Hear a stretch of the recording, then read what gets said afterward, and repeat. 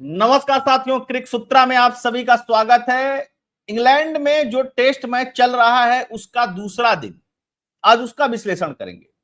पहले दिन भारत बहुत अच्छी पोजीशन में था, 370 के आसपास रन बन गए थे।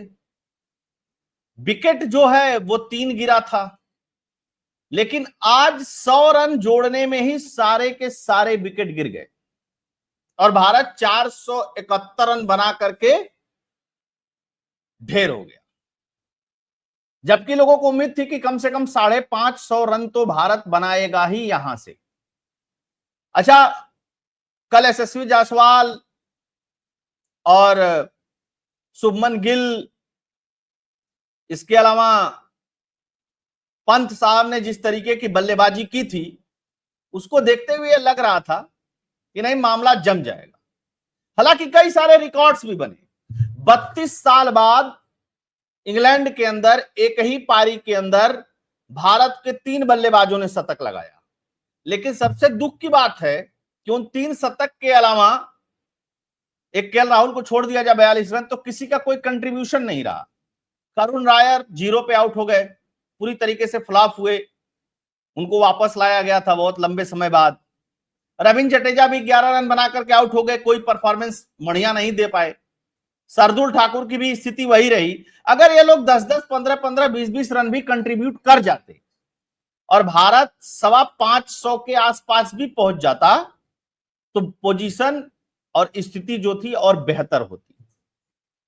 बॉलिंग की स्थिति थी, जब इंग्लैंड बैटिंग करने आई तो जसप्रीत बुमराह के अलावा कोई बॉलर कोई भी अपनी छाप नहीं छोड़ पाया। तो आइए थोड़ा सा स्कोर देखेंगे और उसके साथ इसका विश्लेषण करेंगे तो और मजा आएगा।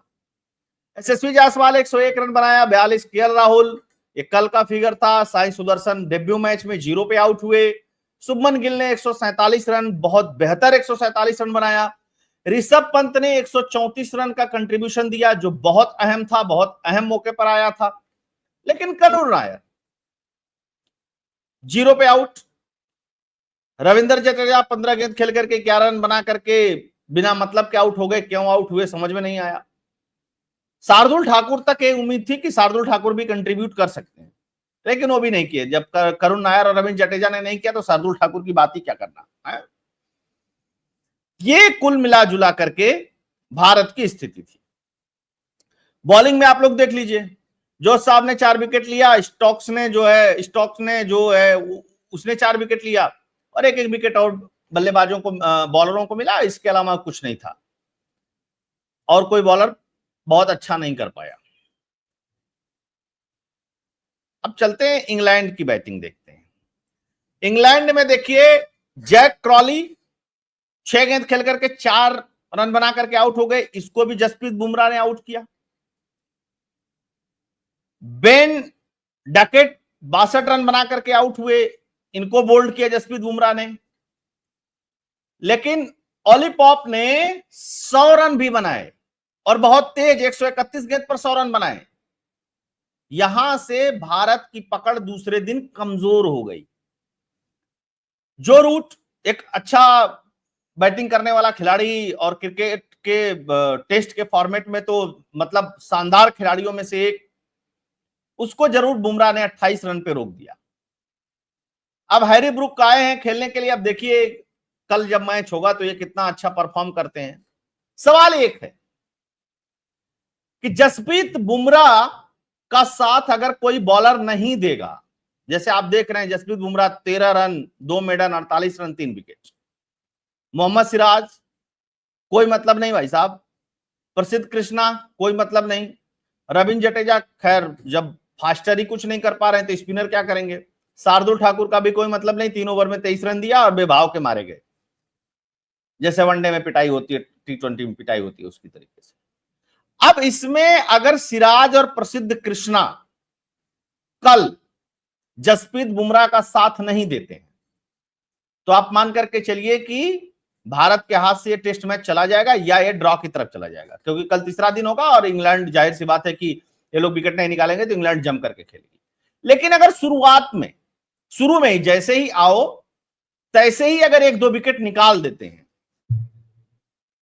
तो आप मान करके चलिएगा कि मैच जो है जबरदस्त हो जाएगा, क्योंकि अभी भी 250 रन से अधिक रन से पीछे है इंग्लैंड। और 250 रन का मतलब है कि कम से कम 2 से 3 प्लेयर तो कम से कम बहुत बेहतर खेलेंगे, तब जाकर के रन कवर होगा। अच्छा, इस मौके पर मोहम्मद शमी की कमी खली। मैं जब मैच देख रहा था तो मुझे लगा कि अगर मोहम्मद शमी होता तो उसके बॉल में वो पेस है, वो दम है कि वो विकेट निकाल सकता। बॉलर अच्छे हैं, मोहम्मद सिराज कोई खराब बॉलर नहीं है, प्रसिद्ध कृष्णा भी कोई खराब बॉलर नहीं है, शार्दुल ठाकुर भी कोई खराब बॉलर नहीं है। लेकिन किस लेंथ पे बॉलिंग करनी चाहिए, ये लेंथ ही नहीं पिक कर रहे थे। लग ही नहीं रहा था कि भारत के बॉलर परेशान कर पा रहे हैं, जबकि स्पीड है इन लोगों के पास। ऐसा भी नहीं है कि ये लोग 125 120 फेंकने वाले बॉलर हैं। जडेजा का काम तब लगेगा जब पिच थोड़ी सी टूट जाएगी या चौथी पारी में। लेकिन जडेजा को बल्लेबाजी आज करनी चाहिए थी। जडेजा के बल्ले से कम 30 35 40 50 रन के आसपास निकलना चाहिए था, वो नहीं निकला। तो कुल मिला जुला करके अगर 3 बल्लेबाजों ने जो शतक बनाया है उनके कंट्रीब्यूशन को छोड़ दिया जाए तो बाकी शेष टीम में जसप्रीत बुमराह बचते हैं, जिनका कंट्रीब्यूशन ठीक ठाक था। और टेस्ट मैच अगर आपको जीतना है तो T20 के कंट्रीब्यूशन की तरह से नहीं जीतोगे आप। आपके कम से कम 5 बॉलर बल्लेबाजों को अच्छा परफॉर्म करना पड़ेगा और कम से कम 4 बॉलर आपके बढ़िया खेलें। एक नहीं कि एक है बुमराह फेंक रहा है, अच्छा चलो भाई वही विकेट ले रहा है, वही परेशान कर पा रहा है, बाकी सारे लोग आए फेंके और चले गए। नहीं, ऐसे नहीं होगा। अगर इंग्लैंड में 18 साल बाद टेस्ट सीरीज जीतनी है तो अभी भी समय है।